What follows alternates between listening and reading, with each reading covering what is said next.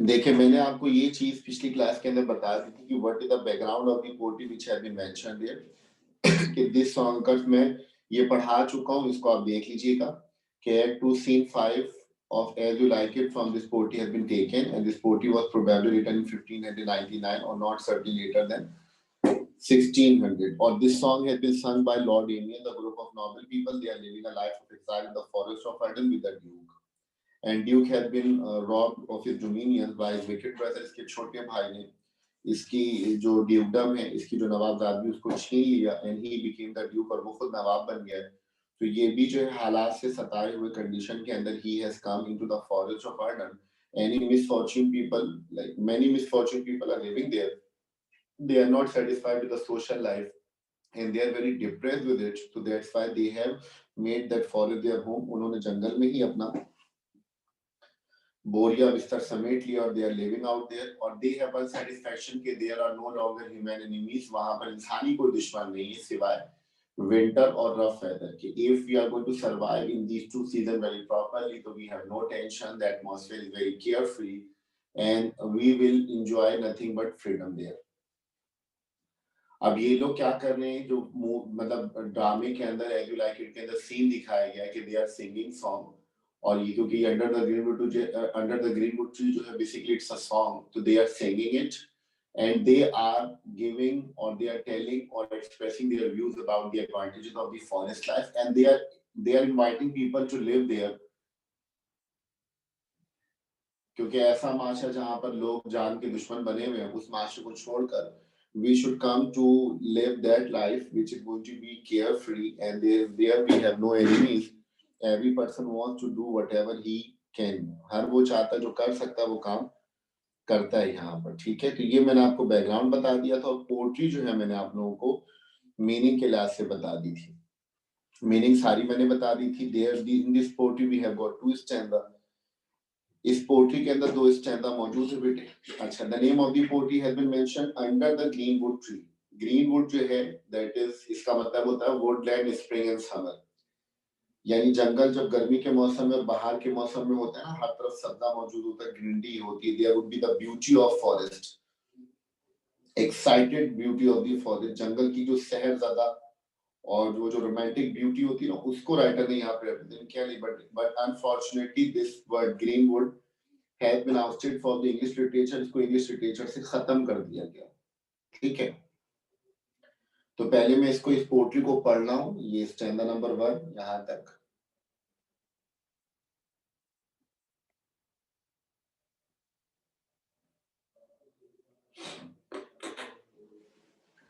ये 8 लाइन है। अच्छा बेटा 2 मिनट वेट कर लीजिएगा, अजान हो जाए तो I would continue.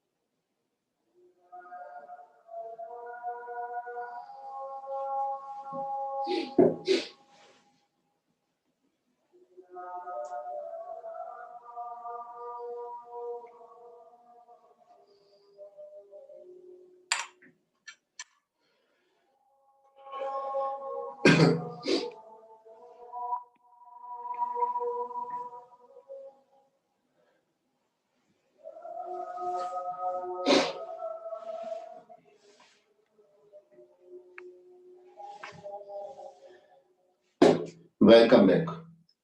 Under the greenwood tree, who loves to lie with me and turn his merry note unto the sweet bird throat.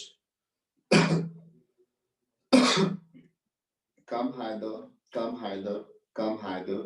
Here shall he see no enemy but winter and rough weather. Who doth ambition shun and loves to live in the sun, seeking the food he eats and pleased with what he gets. Come hither, come hither, come hither. Here shall he see no enemy but winter and rough weather.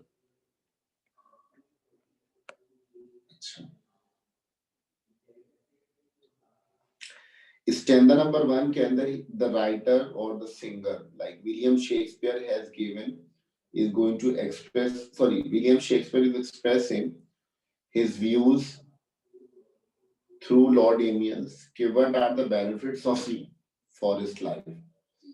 He is going to welcome, he is going to fascinate the people or the listener by stanza number one. तो लिखा हुआ under the greenwood tree, यानी under the tree we are here, in the greenwood we are enjoying the weather, so under the shadow of the tree we are very satisfied.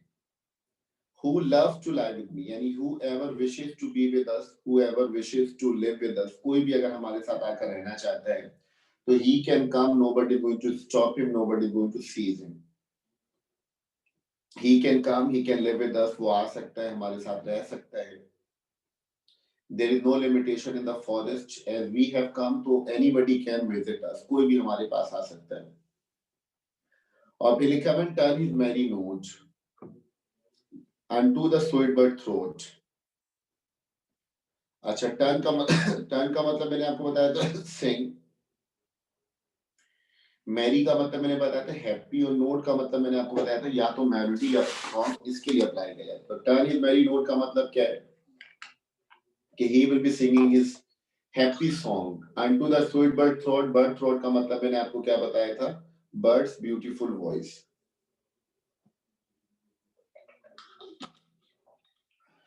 अब इसको अगर word to word translate किया जाए बेटे, तो इसका मतलब ये बनेगा टर्न हिज मैरी नोट, यानी whenever a person going to visit us, कोई भी शख्स आकर जब इसको विजिट करेगा ना इस प्लेस को,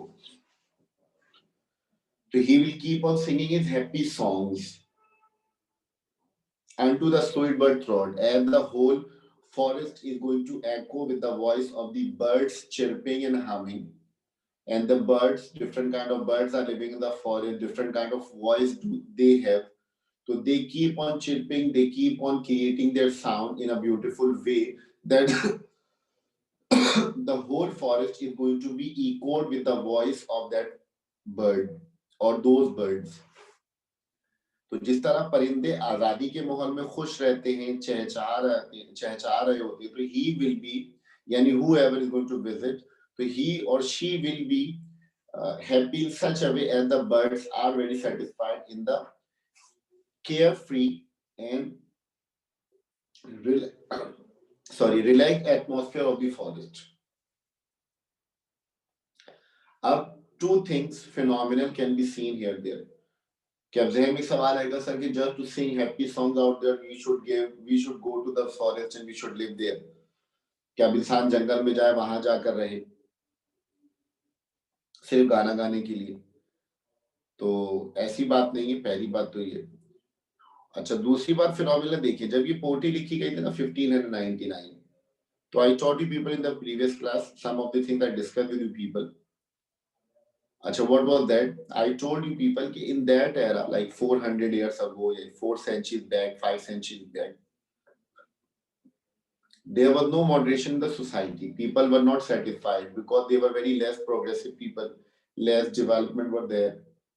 That's why, but people have no tension that moment, or people had no tension that moment कि either they are living in the forest or in the islands, in the caves, और in the society. जो उस जमाने में society इतनी develop, वही जंगलों वाला हाल ही था कि लकड़ियां काट के लेकर आते थे, बेचने चले जाते थे, तो आहिस्ता आहिस्ता डेवलपमेंट होती. तो उस जमाने के लिहाज से तो मतलब कोई मसले वाली बात नहीं, लोग रह सकते थे. अब अभी इतने एडवांस लेवल में हम जंगल में चले जाएंगे ना, और हम अगर चले गए जंगल, तो माशाल्लाह से जंगल के सारे जानवर यहाँ आ जाएंगे और बोलेंगे भाई हमारे तो बॉस आ चुके हैं, हमारी वहां जरूरत नहीं। तो एक सवाल तो जहन में आएगा कि सर सिर्फ गाना गाने के लिए जाएं जंगल के अंदर, नहीं, वहां भी इसका जो पसी पर्दा the thing which is being mention और the meaning which is being mention, जो मीनिंग बताई जा रही वो मीनिंग असल में ये है। आपने देखा होगा कि when the birds are going to wake up early in the morning in their nest, परिंदे जहां भी है, जो परिंदे घोंसले में रहते हैं और जो घोंसले में ना भी रहते हैं, वो जब सुबह उठते हैं ना, तो इन their nest they keep on chirping. वो अंगड़ाई लेना, जमाई लेना, परों को बिल्कुल फ्लैप करना, पलों को बिल्कुल मूव करना। सबसे पहले क्या करते हैं, वो चिर्पिंग करते हैं, चहचहा रहे होते हैं, गुनगुना रहे होते हैं। तो इट सीम्स टू अट कि दे आर सिंगिंग सॉन्ग, हमें लगता है वो गाना गा रहे होते हैं। ठीक है, अगर किसी को लगता है तो वो बुरा नहीं है, लेकिन बहरहाल जमीन आसमान के अंदर अल्लाह ताला ने कोई मखलूक ऐसी पैदा नहीं की है, no creature have been created by almighty Allah के विच और who wakes up early in the morning and he does not praise to almighty Allah, he does not admire Allah, and he does not become thankful to almighty Allah. अब उसमें जानदार के अंदर परिंदे भी हैं, जानवर भी हैं, समुद्री मखलूकात भी है, हवाएं भी हैं, सूरज की रोशनी भी है, पत्थर भी है, जमादात भी है, नबातात भी है, हैवानात भी है। सब अल्लाह ताला का सुबह उठ के शुक्र अदा करते, सिवाय इंसान के और शरीर जिन्नात के। ठीक है, ये मफहूम आपको मैं समझाने के लिए बता रहा हूँ। ठीक है, और हम क्या करते हैं, हमारा जो हाल है वो तो I am not going to have a review about that one, तो मेरा टॉपिक कहीं और निकल जाएगा। अभी जो परिंदे चहचहाते ना, तो two things are there. First of all they praise almighty Allah, they say कि all glory to almighty Allah, तमाम तारीफें मेरे रब के लिए। और they become very thankful because they have a firm belief and firm faith. उनको एक पक्का और कामिल यकीन होता है कि they have been woken up hungry. उनको भूखा उठाया तो गया है, लेकिन भूखा मालिक सुलाता नहीं। और परिंदों के अंदर जो मदर पेरेंट्स होते हैं, मदर बर्ड्स होती हैं, वो क्या करती हैं, जब उड़ते हुए जा रही होती है, जो पेरेंट्स होते हैं वो जब जाते हैं तो देयर बीक्स आर एम्प्टी, उनके चोंच खाली होते हैं, लेकिन जब वापस आते हैं तो रिस्क का दाना उनके लिए भी होता है, उनके बच्चों के लिए भी होता है। ठीक है, ये परिंदों का कामिल एतमाद होता है जो रब के ऊपर है और यकीन है कि रिस्क का मालिक रज़ाक है तो वो देगा। ठीक है, तो इस बिना पर they keep on chirping. The second point which has been mentioned in the poetry there, तो it's a personal question, I would like to ask you people, तो आप अपने आप में ही जवाब दीजिएगा और अग्री कर रहे हैं कि नहीं कर रहे हैं ये देख लीजिएगा। कि बहुत सारे लोगों को आपने देखा होगा, दे keep on humming and chirping ना, कुछ लोगों को गुनगुनाने की आदत होती है। ठीक है, अच्छा, गुनगुनाने की कैटेगरी अलग अलग है, मैं क्लियरली आपको बता दूं। अब कुछ तो बेचारे वो छिछोरे, वो नहीं, उनको चार लड़कियां दिख गई तो वो गुनगुनाएंगे ऐसे अताउल्ला ऐसा खिलजी के गानों के अंदर आवाज में कि कहां से खून निकल आए। वो नहीं, वो जो होता है ना कि दूसरे जेंडर को देखकर उनको समझ में नहीं आता, बौखलाहट का शिकार हो जाते हैं, वो नहीं, नहीं, नहीं, नहीं।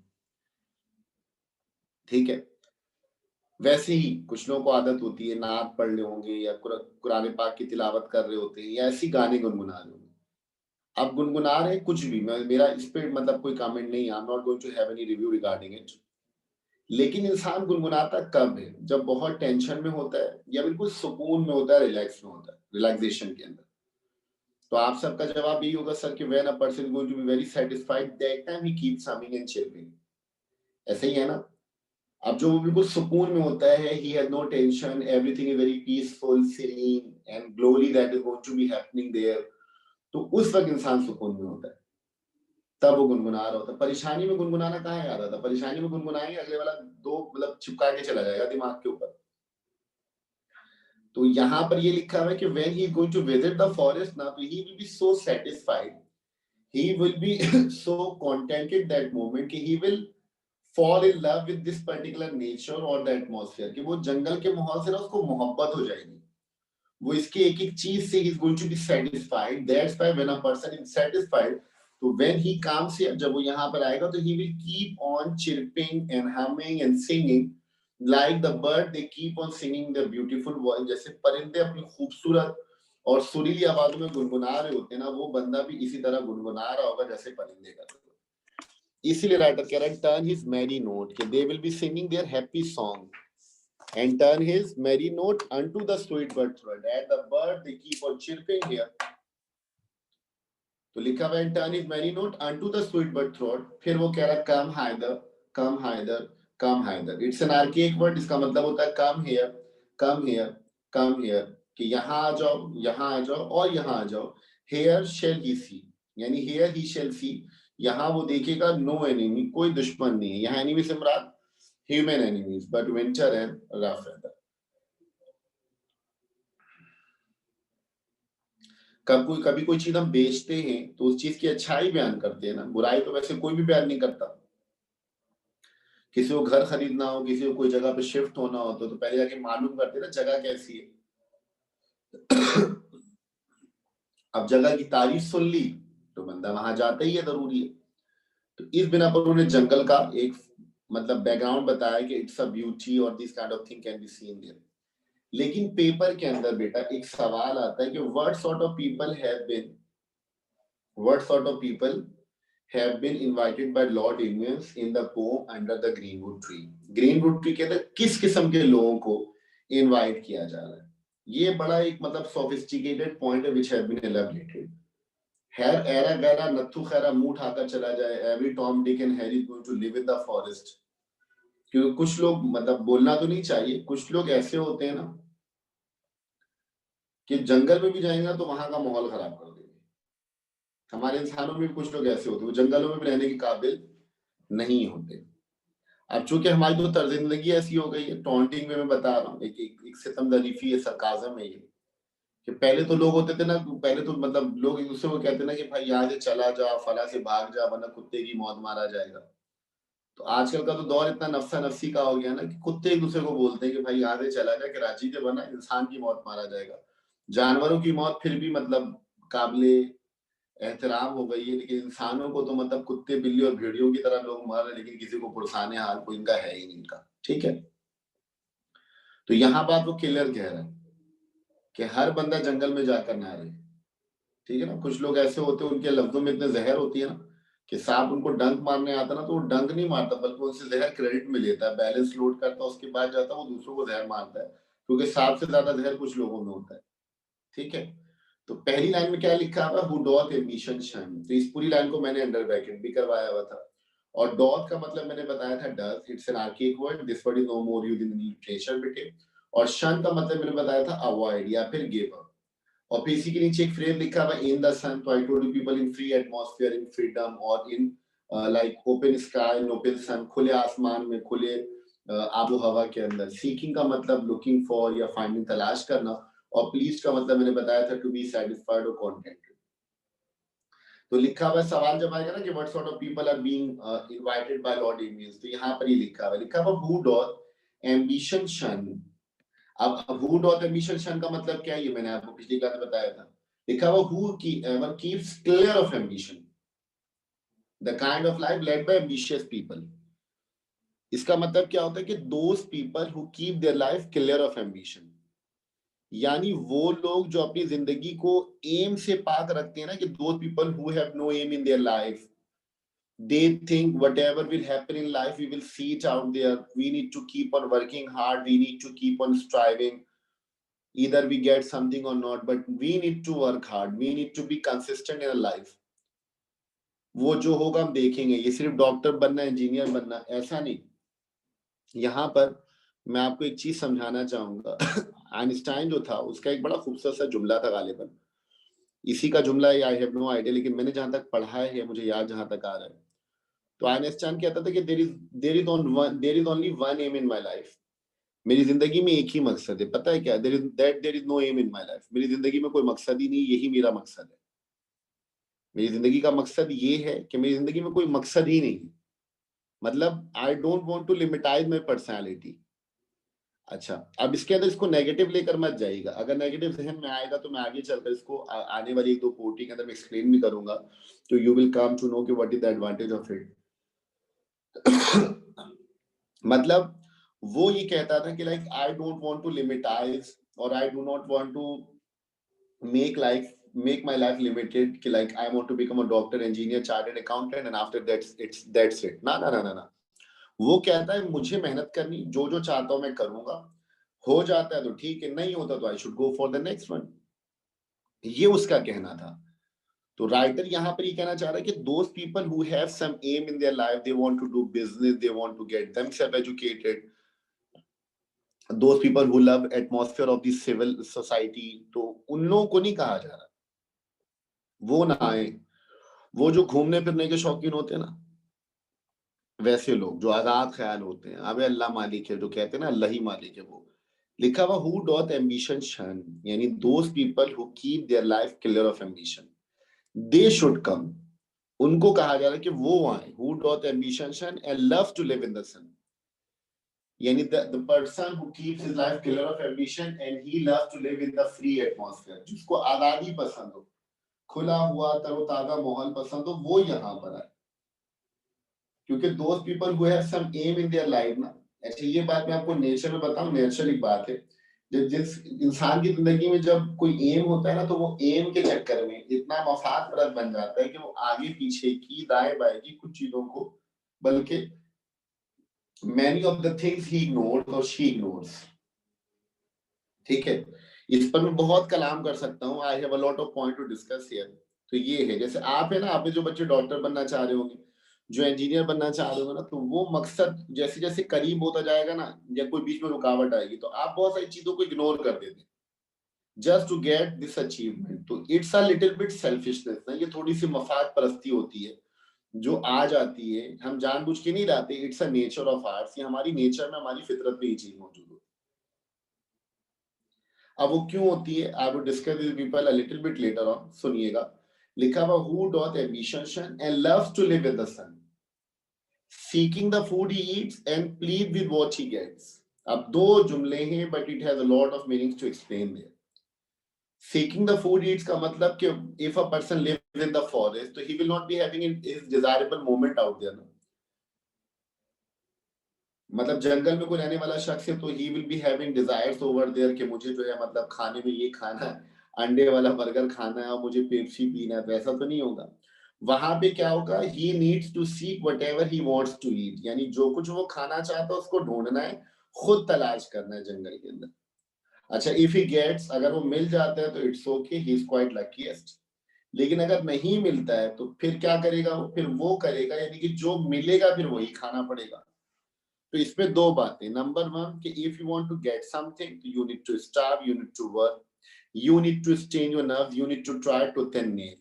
कि अगर आपको कुछ हासिल करना है बेटे, तो आपको मेहनत करनी पड़ेगी, ठीक है, इसमें फैसला आपका होना चाहिए। अच्छा, मेहनत करने पर कभी कभी कोई चीजें नहीं मिलती, तो we become very depressed, we become very disheartened and we suffer from despondence, हम मायूसी का शिकार हो जाते हैं। नहीं, ये चीज नहीं होनी चाहिए। हमारा काम मेहनत करना है। कबूलियत करने वाली, कबूलियत देने वाली दात मेरे रब की है। हो सकता है कि जिस चीज को हम बेहतर समझ रहे हैं वो हमारे हक में बेहतर ना हो। हमारे हक में क्या बेहतर है, क्या अच्छा और क्या बेहतरीन है, ये मुझसे, आपसे, हमारे माँ बाप से ज्यादा हमारा रब जानता है।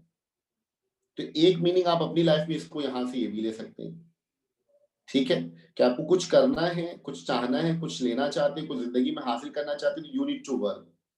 अब खाना तलाश करना है, खाना अगर चाहते हो तो, नहीं खाना चाहते तो वही वाली बातें विलियम शेक्सपियर कहता था, nothing is interested in life if you are not interested, simple. अब आप मेहनत कर रहे हैं, but if you do not get it out there, तो you should go for the next option. आप ये मत सोचिए कि यार मैं इस चीज के काबिल नहीं था, थोड़ा सा पॉजिटिव थॉट रखिए, ऑप्टिमिस्टिक थॉट रखिए, ये चीज मेरे काबिल नहीं थी, मेरे रब ने इससे बेहतरीन मेरे लिए रखा हुआ होगा। समझ में आ रही बात। अल्लाह तबारक व तआला इरशाद फरमाता है कि मेरा बंदा जब मुझसे दुआ मांगता है ना, तो कभी कभी वो दुआ में कतरा मांग रहा होता है, सिर्फ ड्रॉप्स, और वो दो दुआ मांगने के बाद वहीं बैठ जाता है, वो आगे जाता नहीं। हालांकि दो कदम के बाद या दो गली के बाद मैंने उसके लिए पूरा समुंदर रखा हुआ होता है, लेकिन वो मुझ पर यकीन नहीं करता। कामिल यकीन हो जाए तो फिर आपको पता है ना, पत्थर भी सोना बनी जाता है बेटे। तो लिखा हुआ सीकिंग द फूड ईट्स, यानी whatever he wants to eat he needs to seek, जो कुछ वो खाना चाहता है उसको ढूंढना पड़ता है। अच्छा, मिल गया तो ठीक है, नहीं मिलता तो फिर क्या लिखा हुआ है, pleased with what he gets, यानी he needs to be happy and contented and satisfied with whatever he get, जो कुछ उसको मिलेगा उस पर उसको शुक्र अदा करना पड़ेगा, यही चीज देखेगा। अल्लाह ताला फरमाता है, तुम मेरी नेमतों पर शुक्र अदा करो, मैं तुम पर अपनी नेमतें तमाम कर दूंगा, बढ़ा दूंगा। आपने देखा कभी घर के अंदर, आपने ऑब्जर्व तो किया हुआ होगा, चिरांदी तो आप लोग भी होंगे। अब कुछ बच्चों का एक फेवरेट खाना होता है, और कुछ खाने ऐसे होते हैं जो खाए नहीं जाते।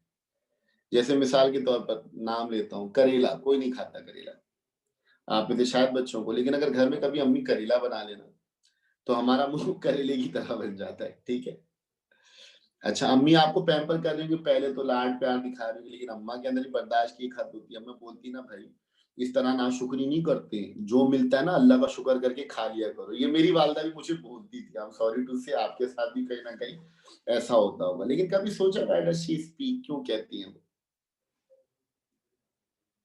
जो मिले वो शुक्र कर लो, क्योंकि आज आप अल्लाह ताला के थोड़े से दिए हुए पे राजी हो जाएंगे ना बेटे, तो कल कयामत के दिन अल्लाह ताला आपके थोड़े से किए हुए पे राजी हो जाएगा। टिट फॉर टैट है, एक हाथ ले एक हाथ दे। आज रब ने जो दिया उस पे शुक्र अदा करे रब का, तो कयामत के दिन आपने दुनिया में जो कुछ किया होगा रब उस पे भी राजी हो ही जाएगा। उसको हमारी इबादतों की परवाह या फिक्र नहीं है, हमारी इबादतों का मोहताज नहीं है, वो बेनियाज है। ये याद रखिएगा। उसकी कोई इबादत ना करे ना, अगर फरिश्ते भी इबादत ना करे, इंसान भी इबादत ना करे, तो उसके रब होने पर कोई फर्क नहीं आता। इसीलिए जुमला यहाँ से हम ये भी कंक्लूड कर सकते हैं, please in watch he gets, यानी वो फिर मुतमईन हो जाता है जो कुछ उसको मिलता है। फिर वो लिखा हुआ काम hither come hither come hither, here shall he see no enemy but winter and rough weather. यहाँ आने के बाद वो यहाँ पर देखेगा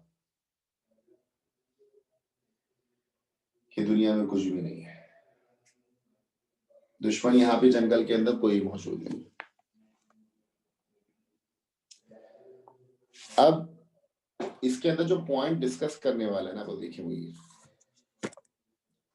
देखें, वो जो ड्यूक था, elder duke, he was living in the civil society and he was a very rich man because he was the duke, but he was not satisfied. तो दुनिया में भी एक चीज होती है ना बेटे, जिसको हम कहते हैं सेटिस्फेक्शन, नजर आ रहा होगा आप लोगों को, जिसको हम उर्दू में कहते हैं इत्मीनान। इसकी भी ना बहुत वैल्यू है। कई लोग होते हैं दुनिया में सब कुछ मिलने के बाद भी मुतमईन नहीं रहते, अच्छी दौलत भी होती, बेतहाशा होती, और कुछ लोग होते कुछ ना होकर भी मुतमईन होते।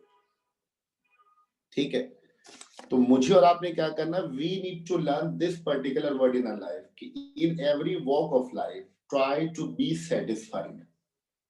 either something very good happens and something very bad happens. This is the life na, everything is positive going to happen in your life, it never happens, और everything is gonna be negative in your life, it never happens. ठीक है ना, कि हमेशा गलत हो ये भी जरूरी नहीं, हमेशा अच्छा हो ये भी जरूरी नहीं है। जिंदगी नाम ही जो है वो खुशी गम का कॉम्बिनेशन है। मौसम या वक्त हमेशा एक जैसा नहीं रहता, ठीक है ना, ज्यादा खुशियां भी नहीं रहती ज्यादा देर तक, तो गम भी ज्यादा नहीं रहते। हर खिदना के बाद एक बाहर का मौसम है बेटे, हर जवानी के बाद एक बुढ़ापा है, हर सेहत के बाद एक बीमारी है, हर खुशी के बाद एक गम है, और आखिरी बात बोलूं तो हर जिंदगी के बाद एक मौत है। ठीक है, तो we need to be satisfied, satisfaction should be the part of our life. आ रही बात समझ में? सेटिस्फेक्शन अगर हमारी जिंदगी में आ जाए तो we will become successful in life. हम हमेशा हमेशा और हमेशा अपनी जिंदगी के अंदर कामयाब रहेंगे। ऑलराइट, मैं आपको सिर्फ एक पॉइंट समझाता हूँ, एक एक एक मैसेज है I would like to give you my honourable and my beloved students of first year हाली। मैंने कहीं सुना था ये, but I got the message from there, तो मैं आपको थीम बता रहा हूँ। ठीक है, कि एक शख्स था, like he had a lot of money, he was billionaire, मतलब वो करोड़पति, अरबपति, खरबपति, पता नहीं किस किस का पति, इतनी दौलत थी। लेकिन he was not satisfied with his life out there. He was a little bit restless person. वो थोड़ा सा गैर मुतमईन शख्स था। दौलत बेतहाशा थी कि नस्लें बैठकर खाएं, लेकिन उसकी रात करवट बदलते हुए गुजर जाती थी। अब उसने डॉक्टर वगैरह को दिखाया, लाखों रुपए खर्च कर दिए, but he could not get the benefit from there.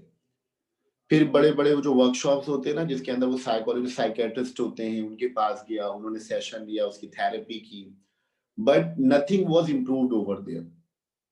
ठीक है, तो ही बिकेम ना डिस्पर्ट दैट मोमेंट। अच्छा, जो लोग जिनके पास दौलत होती है और फिर इस किस्म की बीमारियां होती है ना, तो पैसे को खर्च करने में मुंह देखते नहीं है, प्रोवाइडेड दैट कि वो अगर बखील शख्स ना हो, कंजूस ना हो।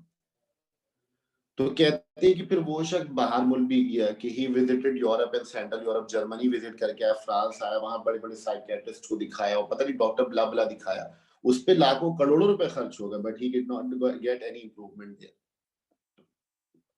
4 महीने 5 महीने गुजार कर जब वो दोस्तों में आया मिलने के लिए, तो आपको पता है दोस्तों का अंदाज गुफ्तगू करने का अलग होता है। अबे तबे तू तड़ाक आप जनाब वाली बात तो आपको पता दोस्तों में होती नहीं। दोस्तों में किसी को आप बोलने का मतलब आप गाली दे रहे हो सामने वाले को, ठीक है, ये बात आप जानते हो, समझाने के लिए बता रहा हूं। आप दोस्तों में से वही तंज करने लगे कि भाई आ गया तू इतने पैसे खर्च करके आया, did you get benefit out there, वो नहीं तो होटिंग करने वाली वाली बात है। अब उसमें से एक दोस्त ने उसको कहा कि यार देख फला एरिया है वहां चला जाए, though it's a very backward area, अगरची बहुत बैकवर्ड एरिया, वहां मैंने सुना अलग एक नेक बंदा रहता है जो अपनी गुफ्तगू से और मशवरे से लोगों के मसाइल को हल कर देता है, ठीक है। तो वो जो मरीज था जिसके पास दौलत थी, जो दोस्त था जो बाहर रहकर आया हुआ था कई इलाज करवाए थे, तो उसने कहा कि यार देख मैं इतने बड़े बड़े डॉक्टर को दिखा कर आ गया हूँ, मेरा इलाज नहीं हुआ, वो उस गरीब इलाके में जाकर मैं क्या करूंगा, वहां कैसे इलाज होगा। एक बात आती है सामने, जैसे लोग कहते हैं यार इतने बड़े बड़े डॉक्टर को दिखा दिया, पता नहीं कितने बड़े बड़े डॉक्टर को दिखा दिया, पैदा 6 फुट के हुए थे, पता नहीं क्या हुआ था। ये हमारे रिश्तेदारों में मशवरा होता है, ठीक है। तो उस दूसरे दोस्त ने जिससे मशवरा दिया था ना, उसने कहा कि भाई देख अगर तू चला जाएगा तो तेरी जात में कोई फर्क आएगा, तेरा जेंडर तो चेंज नहीं हुआ ना, कहा नहीं, तो कहा जा ना भाई जाके मिल। अब ये भाई साहब मजबूरी के तहत ही चले गए। अब वो कार शार पे गए, गरीब इलाका, गली कुची छोटी छोटी बने में, तो उसमें जब गाड़ियां गुजरने लगी तो आपने देखा होगा ना मूवीज में, गरीब इलाके में जब वो प्राडो चल रही है और मर्सिडीज चल रही, तो लोग मतलब गाड़ी देखते हैं तजस्सुस भरी निगाहों से। अब ये गाड़ी अपने मंजिल मकसूद पर रुकी तो देखा एक छोटा सा अजीब सा मतलब कुटिया नुमा घर बना हुआ था, मतलब बहुत अच्छा घर नहीं था। वहां अंदर दाखिल हुआ तो एक जो है ना वो मतलब बिल्कुल सादा से लिबास के अंदर एक शख्स मौजूद था। नौजवान शख्स था, ज्यादा बूढ़ा भी नहीं था, ज्यादा जवान भी नहीं था, अधेड़ उम्र थी उसकी, लेकिन चेहरे पर नूरानियत छलक रही थी। उससे मुलाकात की, he met him with open arms, कहा और भाई आप कैसे, खैरियत से, मतलब आपका यहाँ पर आना कैसे हो गया, आप बैठे कुछ ठंडा गर्म कुछ पियेंगे, तो उसने कहा कि जरूर। तो उसने तो खैर पहले मना किया, लेकिन इंसिस्ट करने के बाद पीने के लिए तैयार हो। तो जो मिट्टी के बर्तन होते हैं, पता नहीं आप लोगों ने देखा हो ना देखा हो, मिट्टी के प्याले होते हैं, मिट्टी के गिलास होते हैं, मटके सुराही वगैरह, तो मिट्टी के सादे से बर्तन में उसने पानी पेश किया और बैठ गया, और बैठ के कहा हुजूर एक बात बताइए, आप क्यों आए, तशरीफ क्यों लेकर आए। तो अब ये जो शख्स था ना वो था पेशेंट, उसने क्या कहा, पहले तो वो पैसे गिनवाने लगा कि मेरी इतनी दौलत है, मैं यहाँ गया और मैं फला गया फला गया। कुछ लोग होते हैं ना उनको मतलब शेखी भगाने की आदत होती है, जबानी जमा खर्च करते हैं वो। उन्होंने कहा ये तो मैंने सुन लिया, आपको मसला क्या है। कह रहे यार मेरे पास जिंदगी में सब कुछ है, सिर्फ सुकून नहीं है। तो कहा अच्छा ठीक है, आप फिर क्या चाहते हैं। उसने कहा मैं सुकून चाहता हूँ। क्या कहा, मैं सुकून चाहता हूँ। अच्छा जब उस बंदे ने कहा ना कि मैं सुकून चाहता हूँ, तो उसने पता है क्या कहा, उसने कहा बस और कुछ नहीं, this is the only problem you have come here. तो ही बिकम एस्टोनिश्ड। उसने कहा यार अजीब इंसान है, इतने बड़े बड़े डॉक्टर्स को, साइकियाट्रिस्ट को लाखों करोड़ों रुपए खर्च कर दी, but I could not get satisfaction in my life out there. और ये जो है मतलब घबरा ही नहीं रहा, ये तो मतलब ऐसे बोल रहा है कि लगता है इसके लिए कोई मसले वाली बात नहीं। तो अब उसके पेट में मरोड़ उठा क्यूरियोसिटी। तो उसने कहा भाई यही मिल जाए बहुत है जिंदगी में, मेरे पास बाकी सब कुछ तो मौजूद है। तो जिस शख्स के पास ये गया था ना, जो सादा सफेद पोश रखता, उसने पता है क्या कहा, उसने कहा देखें सबसे पहले आपके सवाल में ही आपका जवाब है। क्या, पहली बात तो अपनी जिंदगी से ये मैं खत्म कर दें, क्योंकि ये जो मैं है ना, मैं, ये तकब्बुर की अलामत है। और आपको पता था person who suffer from arrogance, जिसके अंदर तकब्बुर राई के दाने के बराबर भी होगा ना, वो जन्नत में नहीं जाएगा। और कुछ किताबों में तो ये लिखा हुआ रिवायत के मुताबिक कि वो जन्नत, उस जन्नत की खुशबू भी नहीं सूंघ पाएगा जिसके सीने में राय के दाने के बराबर भी तकब्बुर होगा, जो अपने से किसी को हकीर जानेगा और अपनी मैं में गुम रहेगा। याद रखिएगा यही मैं था जिससे शैतान को बर्बाद किया। उसने कहा अपने आप को कभी भी किसी से ऊंचा ना जाने, हमेशा अपने आप को दूसरों से नीचे ही जाने। अपनी जिंदगी से इस मैं को खत्म कर दे, यानी like you need to kill your arrogance and pride, अपने तकब्बुर को, कि आपके अंदर मैं आ जाए, बेहतरी आ जाए, इसको हमेशा के लिए खत्म कर दे। उसने कहा यार बात तो ये ठीक बोल रहा है। उसने कहा ठीक है, आज से अल्लाह का पक्का वादा, मैं कभी मैं नहीं रखूंगा अपनी जिंदगी। और फिर कहा कि अपनी जिंदगी के अंदर ये जो चाहता हूं ना, इसको भी खत्म कर दे, क्योंकि ये चाहता हूं और ये जो चाहना है ना, it's a symbol of desire. ये ख्वाहिशात का, एक ख्वाहिशात की अलामत होती है। और आपको पता है ख्वाहिशात हर एक की पूरी नहीं होती, जरूरत तो रब फकीर की भी पूरी कर देता है, लेकिन ख्वाहिशात तो बादशाहों की भी अधूरी रह जाती है। तो ये जो ख्वाहिशात है ना, इतने जो, जिसको हर ख्वाहिश को अपने जरूरत का नाम दे दिया, अपनी जिंदगी से ख्वाहिशात को खत्म कर दें। क्योंकि हर एक ख्वाहिश जब पूरी हो जाती है तो that becomes our need. We keep on looking for the next desire. पहले पंखा था, उससे गुजारा होता था, पंखे के बाद एसी आ गया, अब उसके गुलाम बन गए। वरना पहले लोग मस्जिद में पंखे के बगैर भी नमाज पढ़ते थे, हम घरों में बगैर पंखे की भी नमाज पढ़ते थे, but now we have become restless at the moment. अब एसी ना चले तो मौत आती है। एसी की जगह चिलर आ गए, डीसी इन्वर्टर आ गए, कन्वर्टर आ गए, पता नहीं क्या आ गया। बल्कि तो पूरी दीवार बर्फ की बनी हुई मिलेगी हमें, ऐसा लग रहा है। वो ख्वाहिशात खत्म ही नहीं हो रही। और आपको पता है इंसान का जो पेट है ना, वो कब्र की मट्टी या जहन्नम की आग ही फिल कर सकती है। That is what.